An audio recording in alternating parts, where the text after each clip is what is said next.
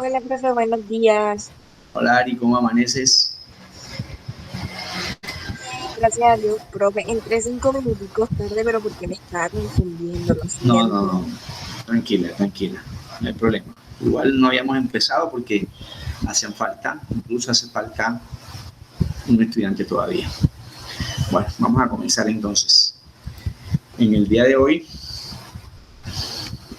miércoles, primer miércoles de la semana, primer miércoles del mes, de este mes de mayo, vamos a dar como todos los días, gracias a Dios, pidiendo su misericordia, pidiendo su acompañamiento para el día de hoy y siempre que esté de nuestro lado, sobre todo en estos momentos de situaciones sociales muy difíciles, pero que sabemos y confiamos en que por su misericordia y en su acompañamiento vamos a salir adelante y vamos a salir victoriosos. Entonces la oración del 5 de mayo es la siguiente: en nombre del Padre, del Hijo y del Espíritu Santo. Amén. Realmente yo, tu siervo, no soy digno de la bondad y fidelidad con la que me has privilegiado. Cuando crucé este río Jordán, no tenía más que mi bastón, pero ahora he llegado a formar 2 campamentos. Eso está en Génesis, capítulo 32, versículo 10. Señor nuestro Dios, no somos dignos de toda la misericordia y fidelidad que nos has mostrado. Te damos gracias por tu amor y te pedimos mantener unidos nuestros corazones en la esperanza que tenemos juntos por todas las cosas. Mantén unidos nuestros corazones para que una y otra vez podamos recibir algo nuevo de tu mano poderosa. Guárdanos, Señor, fieles al llamado que nos has dado. Que la luz alumbre en todo el mundo, directamente en los lugares más oscuros.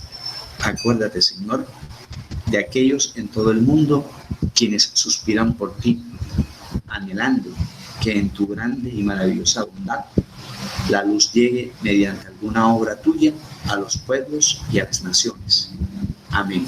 Hermosa oración del día de hoy, sobre todo para nuestra patria, para nuestra ciudadanía, para nuestra realidad social, que tanto merece y que tanto ha luchado y que tanto ha clamado y que tanto ha pedido y que tanto ha orado por la paz, por la igualdad, por la equidad, por la justicia social, porque realmente seamos todos iguales ante todos. Eso nos motiva cada vez más a unirnos, a expresarnos de la mejor manera posible. Bueno, en el día de hoy vamos a relacionar aquí a Juan. Vamos a trabajar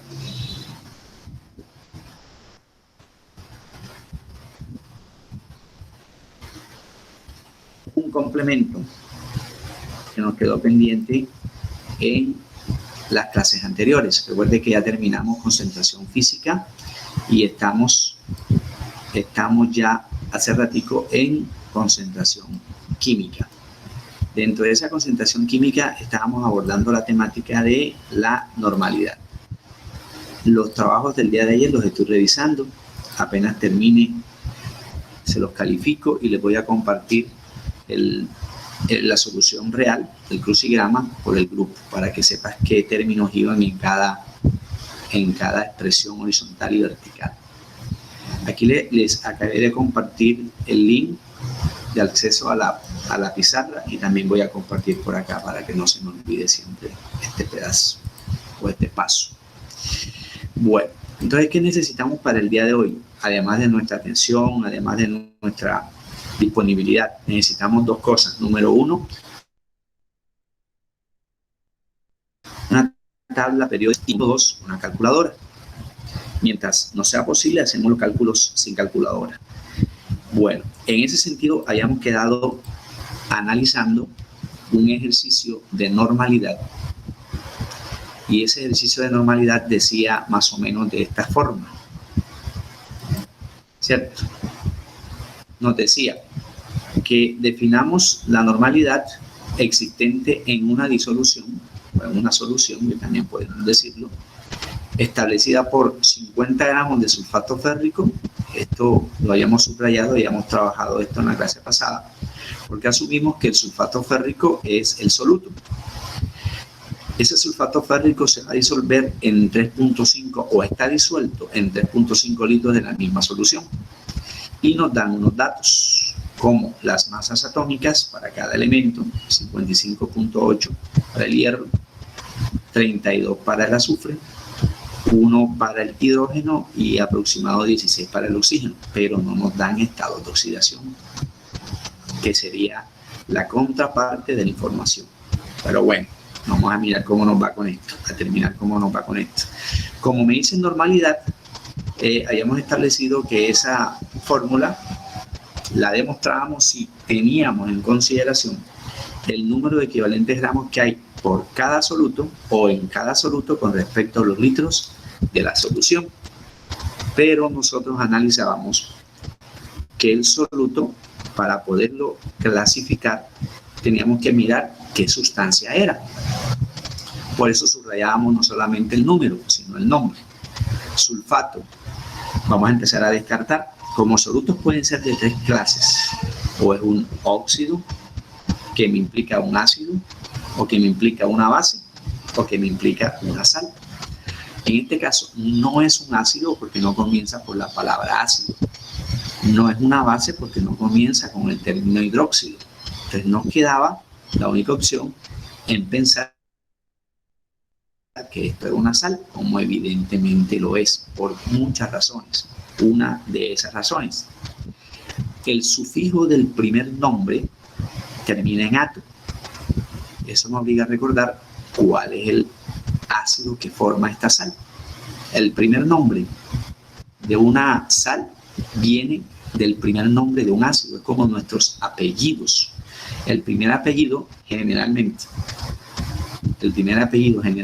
es el primer apellido del papá.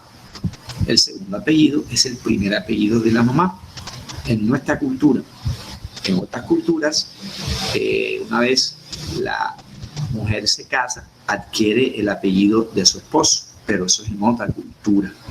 Aunque aquí todavía se utiliza fulana de cuando se establece el matrimonio, ¿verdad? Pero no es algo como que tan común que aparezca en la cédula ni nada de esas cosas. En otras culturas sí, es de carácter obligatorio. Entonces decidíamos que como este señor es una sal, pues, míralo, aquí lo habíamos dicho, que recordáramos. No estaba de más recordar que una sal proviene, uno de los orígenes, proviene de la reacción de un ácido con la reacción de una base.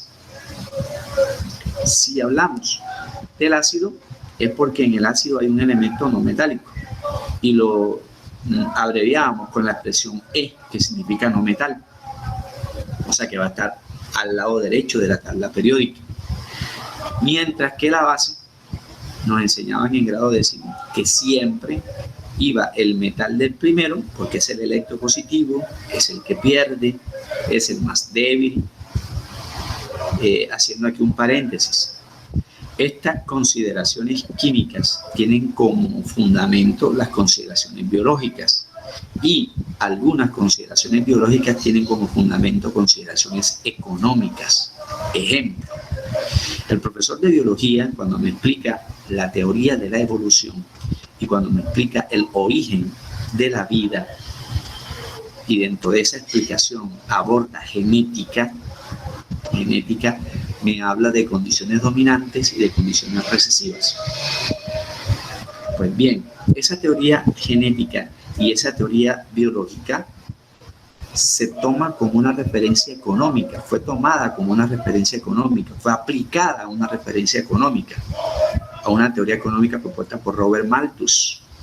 Robert Malthus hablaba en su momento de que los dueños de producción, los dueños de la maquinaria en un sector económico, ¿cierto?, eran pocos. Y que esos señores, como eran pocos, pues siempre iban a dominar con respecto a la economía de los otros, los popularmente llamados obreros, y que eran muchos. Si eso sucede en economía, como bien sabemos, En biología también pasa. El más fuerte dominará al más débil. El más fuerte consume al más débil. Una teoría biológica, pero que guarda muchísima relación si la comparto con una teoría económica. Ahora bien, si eso lo comparto con una teoría química, entonces el más débil es el que siempre pierde. Por eso se escribe de primero en una fórmula de una base. Y en una fórmula de un ácido también, porque el hidrógeno es el que siempre pierde, entonces por eso se escribe de primero. ¿Sí ven? En ese sentido me explicaron también que cuando el metal, como en este caso es el hierro, trabaja con un estado de oxidación diferente, se utiliza el paréntesis para diferenciar ese estado de oxidación del metal con el estado de oxidación del OH, que siempre será negativo, como bien sabemos, ¿cierto? Entonces, en ese sentido, al recordar esto, proponíamos nosotros lo siguiente, que recordáramos un poquito de esto. Estamos haciendo un recorderis antes de resolver la matemática de esa situación. Entonces, tenemos... ustedes me van a disculpar, pero aquí parece que hay una pelea, una situación de orden público en la calle. Me disculpan si se filtra alguna palabrita no muy cordial. Entonces, en este sentido, teníamos que si nosotros sabíamos en qué terminaban los ácidos y cómo comenzaban en su nombre, deducíamos qué podía suceder con la sal. Estas reglitas nosotros las manejamos de grado 10. Por ejemplo, estas primeras 4 denominaciones son para ácidos oxácidos, ¿cierto? Entonces nos decían en 10º grado, si el ácido oxácido comienza con su nombre en hipo y termina en oso, es porque está trabajando con la valencia más baja de todas, dado caso existan 4 valencias. En ese sentido, el ácido que aporta el 95% de estructura a una sal, pues va a tener una preponderancia en su nombre. Se mantiene el prefijo hipo, pero el sufijo oso cambia a ito. Ejemplo, hipoclorito, hiposulfito, hipofosfito. Ejemplos allí para estados de oxidación más bajos. Pero si no es el más bajo, sino el menor, que es mayor que este, por eso solo terminará en oso, la segunda categoría. Si termina en oso, ejemplo, sulfuroso, ejemplo, cloroso. La sal terminará en hito, ¿cierto? Terminará en hito. Clorito, sulfito. Si el no metal, que es muy fuerte, el dominante, el dueño, ¿cierto? De lo que hablábamos ahorita, el dominante, si termina en ico, el más fuerte, pues la sal terminará en ato, clorato, carbonato, sulfato, fosfato, permanganato. Mentiras, permanganato está acá del otro lado, profe, no sea mentiroso todavía. Dado caso, un elemento trabaja con un estado de oxidación máximo e impar, caso cloro, caso manganeso, entonces se acostumbra a colocar el prefijo per en su comienzo, obvio como prefijo, y el sufijo ico, perclórico, permangánico. ¿Ve? Y la sal mantiene el prefijo per en su nombre, pero terminará en ato. Esas son las 4 categorías de un oxácido. Caso de que no exista la categoría de oxácido, entonces el ácido termina en hídrico.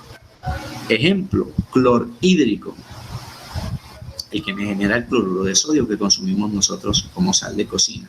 Cloruro. Por eso, el estado de oxidación es el más bajo de todos y negativo. Terminará en uro en la sal. ¿Cuál de estas me sirve? Pues regresamos acá. No lo sabemos. Si lo sabemos, profe, porque termina en ato. Ah, ok. Si termina en ato, solamente yo voy a tener en cuenta este rigor. Este rigor. ¿cierto? Si termina en ico, entonces la sal terminará en ato. ¿Cómo construimos eso? De la siguiente manera. Recuerde esto. Ácido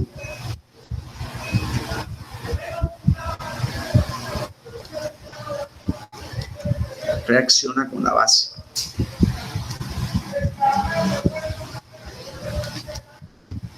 Va a reaccionar y me genera sal y agua. Sal y agua. Ese es el orden. Por eso a estas reacciones les decían el año pasado que eran de neutralización o de doble descomposición. ¿Cuál es el ácido? Pues teniendo en cuenta esas denominaciones debería ser el sulfúrico. Y el sulfúrico pues va a trabajarme con el azufre. Ya tenemos las masas que me las da la situación, pero no me dan los estados de oxidación. Por eso les decía que deberíamos tener por ahí una tabla periódica. Al revisar en la tabla periódica encuentro que el azufre trabaja con 3 estados de oxidación, más o menos 2, más o menos 4, vaya revisando, y más o menos 6, sí señorita, ¿cierto? Porque el azufre es el no metal. En la base voy a buscar el símbolo hierro, que no comienza con H, sino que el símbolo viene de un nombre en latín, ferrum. Por eso se llama férrico, ferrum, y se simboliza como Fe, debido a que hubo un señor en la antigüedad que se dio cuenta que habían símbolos que comenzaban por la misma letra, entonces creaba confusión. Al crear esa confusión, tuvo la ingeniosa idea, muy sabia por cierto, de basarse en el nombre en latín de esos elementos. Caso azufre, mire, el azufre se escribe con A, sin embargo su símbolo es S. Caso hierro, se escribe con H en nuestro idioma, pero su símbolo en química es Fe, ferrum. Si usted revisa su tabla periódica en la casa, encontrará que el hierro es un metal transición centro y trabaja con 2 y 3. Teniendo en cuenta eso y teniendo en cuenta el nombre sulfato férrico, ya sabemos que voy a buscar el estado de oxidación mayor de los 3, porque el azufre no trabaja con 4 estados. Entonces yo lo chuleo para tenerlo en cuenta. Trabajaremos con 6 y férrico pues trabajaremos con 3, que es el mayor, ¿cierto? De esa manera ya sé cuáles son los estados de oxidación. Construyo la fórmula: H de ácido, S de no metal y oxígeno, ¿cierto? Los estados de oxidación del hidrógeno en un ácido, más 1. Del oxígeno en un ácido, oxácido, menos 2. Y el azufre pues será más 6. Ahora, como toda fórmula debe ser eléctricamente neutra por aquello de que la cantidad de electrones tiene que ser igual a la cantidad de protones, porque todo átomo es neutro y al ser todo átomo neutro me genera las moléculas neutras en inorgánica. Esto no me da neutro. Más 1 más 7, más 1 más 6, perdón, te da más 7. Contra menos 2 hay un exceso de carga de 5. ¿Cómo neutralizamos esto? Por eso decíamos que esto era neutralización o doble desplazamiento. Aquí tienen que moverse 2 cosas, pero ahorita vamos a comprobar cuáles son. Ok, como el 1 aquí no me sirve, el número siguiente a 1 es 2, me decían el año pasado. Hay 2 maneras de comprobar esto, la matemática y la analítica. 2, ese 2, qué coincidencia, ¿no? Es el mismo estado de oxidación del oxígeno, pero positivo. ¿Y por qué? ¿Porque cambia acá matemáticamente? No, porque todo su índice es positivo, entero positivo. 1 por 2, 2, más 6, más 8. Debería buscar un número que multiplicado por menos 2 me dé menos 8, y ese número es 4. ¿Cierto? 4. Menos 2 por 4, menos 8, más 6, menos 2, más 2, 0. Aquí está el ácido sulfúrico, el 95% de la fórmula. Siguiendo el orden, más o reacciona con hierro. El hierro, un símbolo, o lo que ya acabamos de recordar, Fe. Y como 3 es distinto de 1, utilizamos paréntesis.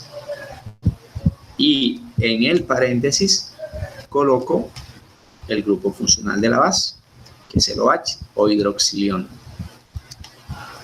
Y como recordábamos aquí que esta N tenía que ser exactamente igual al estado de oxidación del metal para que me diese 0 esto, si el estado de oxidación del hierro es 3, entonces aquí tiene que ir un 3 como estado de su índice. ¿No me crees? Sería lo ideal. Rectifiquemos el estado de oxidación del OH en menos 1.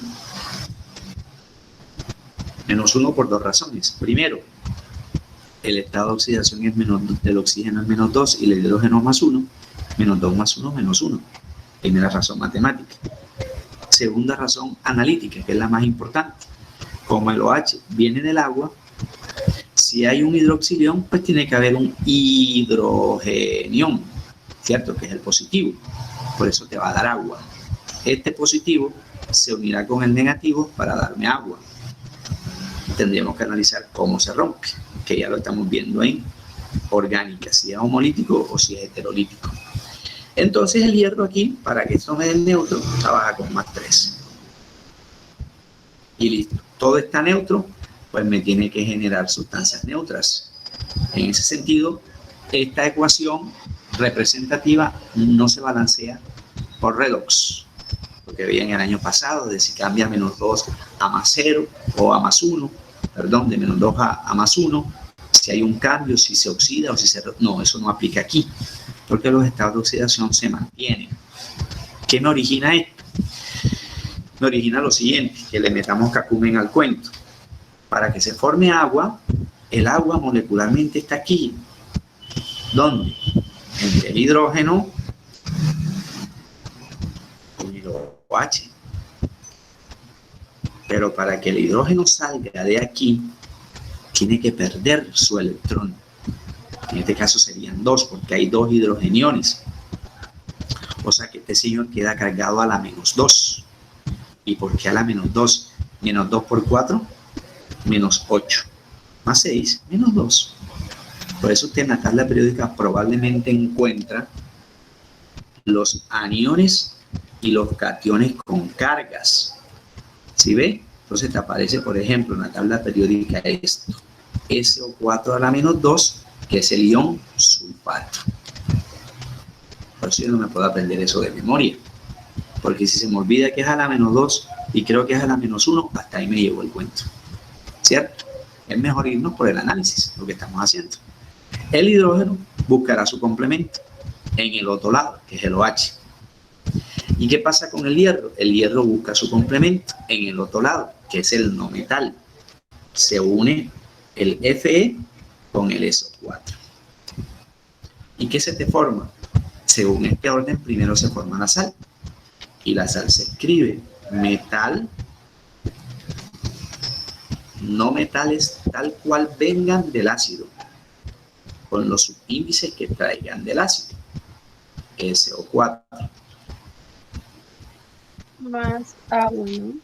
Exacto, sí señorita, más agua, que es H2O. No te estés condicionando ahora que, profe, ¿y esos números qué? Si aquí hay un 3 y aquí hay un 2, ¿serían 5? No, eso lo miramos ahora. El agua es neutro, porque el agua trabaja con hidrógeno más 1 y oxígeno menos 2. Sigue siendo neutra, porque 1 por 2, 2, contra menos 2, 0. Lo que no está neutro es este señor, o en este caso esta señora, que es una sal. Más 3, el hierro no cambia, más 6, el azufre tampoco va a cambiar, y el oxígeno no cambia de menos 2, por eso les decía que los estados de oxidación son iguales. Mire, comienza con 3, termina con 3, inicia con 6, termina con 6, inicia con 1, continúa con 1, termina con 1. Hey, profe, ¿cómo así que aquí tiene más 1? Sí, porque esto es un anión, pero en el anión las cargas se mantienen. El oxígeno sigue trabajando con menos 2 y el hidrógeno sigue trabajando con más 1. El oxígeno, menos 2, menos 2, menos 2. No hay ningún cambio. Por eso no puedo balancear por redox, sino por tanteo. Pero antes de hacer eso, sumemos. Más 3 más 6 me da más 9. Menos 2 por 4 te da menos 8. Más 9 más 1. Esta señora no está neutra. Ah, pero yo recuerdo que el año pasado me explicaban que, dado caso, la base tuviese paréntesis en la sal, ese paréntesis se mantiene para separarme al metal de los no metales. Metal, hierro. No metales, azufre y oxígeno, porque están en el lado derecho. Y el hierro está en el centro. Transición. Profe, igual no me sigue dando 0. Ah, pero también recuerdo que me explicaban que como la base proviene de acá, porque el estado de oxidación tiene que ser igual al subíndice, aplico esa reglita que de pronto se me olvidó aquí y coloco el 3 y saco cuentas. Menos 2 por 3, menos 6 por 4, menos 24. Tienen que haber 24 cargas positivas para que esto me dé 0. Si no, lo que hemos dicho es falso. Sumemos, o más bien multipliquemos. 6 por 3, 18. Más 3, 21. Profe, nada. ¿Nos dijo algo malo, profe? No, para nada. Mire que este 2 es igual a la estado de oxidación del oxígeno, profe. ¿Qué pasa aquí? Lo coloco porque este menos 2 pasa a ser el estado ahorita de oxidación como subíndice del hierro. Y saco cuentas nuevamente.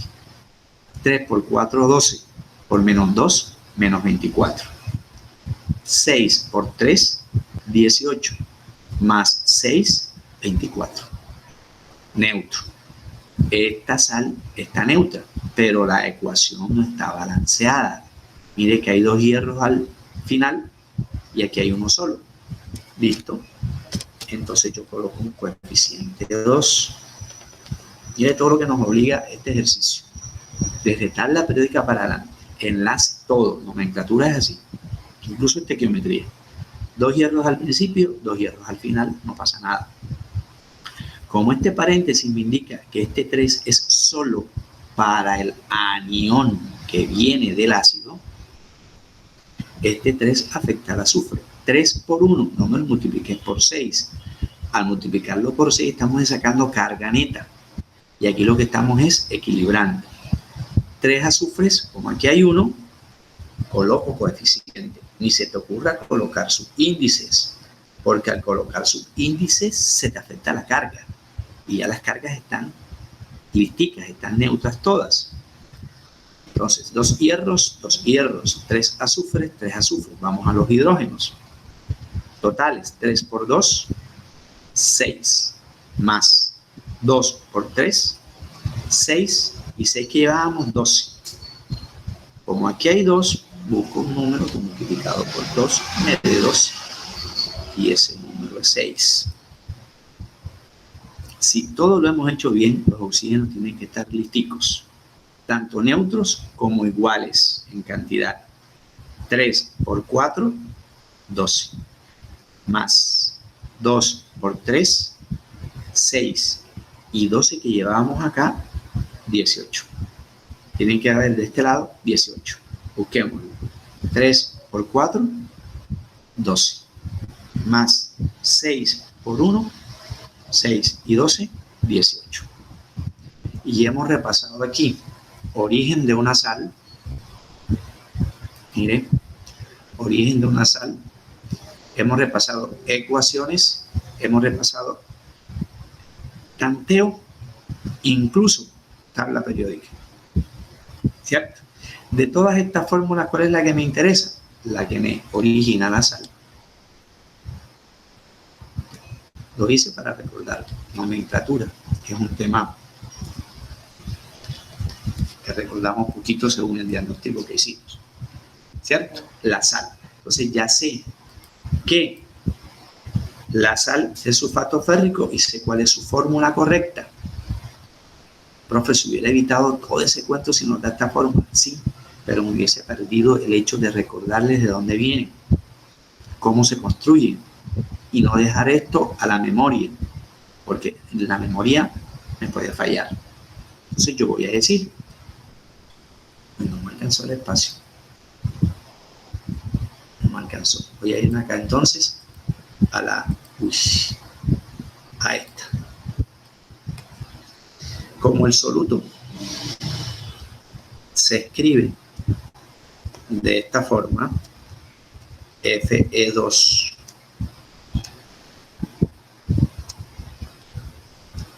SO4 sub 3, puedo sacar ahora sí la masa molecular de la sal y puedo calcular el equivalente gramo. Recordemos que de esa sustancia hay 50, lo que me dice el ejercicio, sí, 50 gramos, que ese dato no lo habíamos mencionado. De esa señora hay 50 gramos, lo tenemos que usar para calcular el equivalente gramo, ¿cierto? Ya tenemos la fórmula del compuesto del soluto y tengo la masa que me la dan al principio. ¿Qué necesitamos ahorita? Calcular la masa molecular de este señor. Y como las masas ya las tengo, me las da la situación al comienzo, entonces yo voy a decir que S2 multiplica al hierro, pero el hierro tiene 55.8 de masa atómica. Pero el hierro no está solito, está asociado al azufre y el azufre está afectado por un 3. Entonces 3 por lo que tiene el azufre, que es 32 de masa.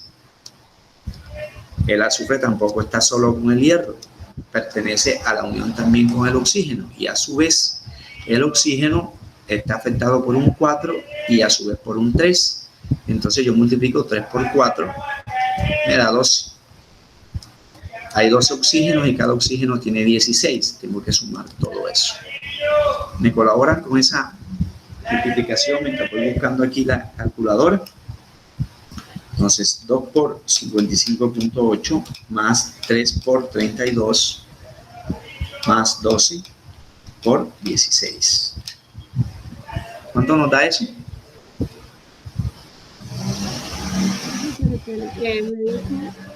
Voy por 2 por 55,8 más 3 por 32 más 12 por 16. Recuerden que este 12 de dónde sale, de multiplicar los oxígenos totales. 3 por 4 me da 12 y lo multiplico por 16 porque la masa del oxígeno es 16. 639.6. ¿Segura? Yo voy a hacerlo nuevamente porque me da otro dato acá. Es que como lo estoy haciendo en el teléfono, lo hago de la calculadora. Ah, ok.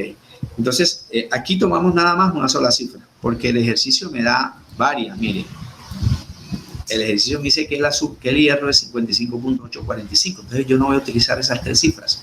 Voy a trabajar solo con una, 55.8. Por eso lo aproximé acá. 55.8. Entonces, multiplicamos 2 por 55.8 más 3 por 32, que es lo que tiene el azufre de masa, más 12 por 16. Bueno, a mí me da 399, te rectifico allá en casa. Sí, profe, me da 399.6. Exacto, 399,6 gramos mol. Esa es la masa molecular del soluto. Para hallar un equivalente gramo, de ese soluto, recuerde que la fórmula me dice que es masa molecular de la sal ¿entre quién?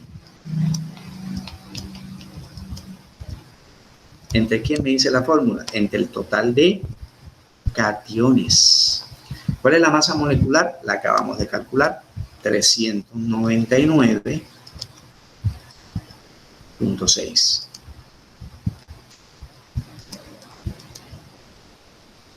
Vamos a obviar las unidades. Entre el total de cationes. ¿Cuál es ese total de cationes? Yo tendría que multiplicar el estado de oxidación del hierro, que es 3. Míralo aquí. Además, aquí lo teníamos aquí como número en la parte superior. Mírelo. 3, que es este mismo 3 de acá. Total de cationes lo sacamos si y solo si multiplico el estado de oxidación del metal, porque es el débil y se escribe de primero, en toda fórmula inorgánica es así, el más débil va de primero, después van los fuertes, electronegativamente hablando, multiplico la carga por el total de elementos en el compuesto. 3 por 2 me daría 6, entonces yo divido 399.6 entre 6, que es el total de cationes, entre 6, y eso me da 399.6 entre 6. Eso me da 133.2. ¿Qué equivalentes gramos? Mentiras, profe. Un equivalente gramo del sulfato férrico tiene 132.2 gramos. Gramos. Lo que yo no sé es en 50 gramos cuántos equivalentes gramos hay.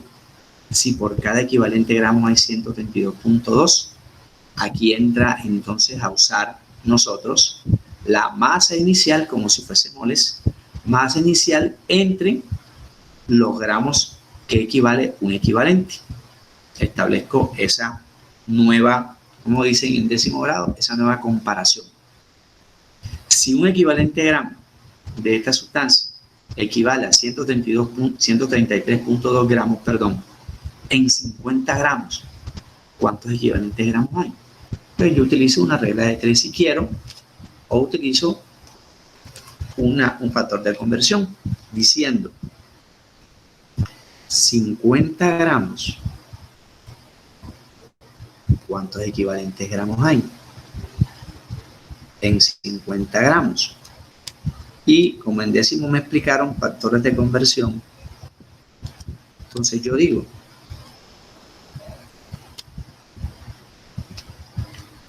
un equivalente gramo de esa sustancia.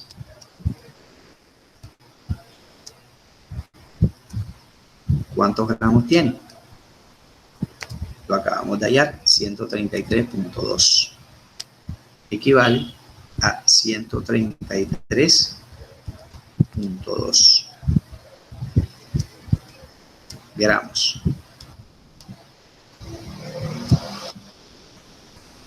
Y gramo que multiplica con gramo que divide se cancela.